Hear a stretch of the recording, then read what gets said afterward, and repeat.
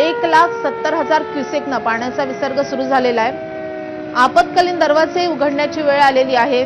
आपण भुंग्याचा आवाज बघतोय, आजूबाजूच्या गावांना इशारा देण्यात येतोय। पाण्याचा विसर्ग आणखी वाढवला जाईल अशी शक्यता वर्तवली जाते, कारण धरण क्षेत्रामध्ये मुसळधार पाऊस सुरूच आहे।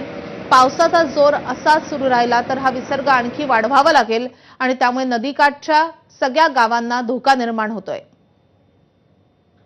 विहंगम अशी दृश्य तुम्ही एबीपी माझावरती पाहत आहात। या धरणाला 27 दरवाजे आहेत।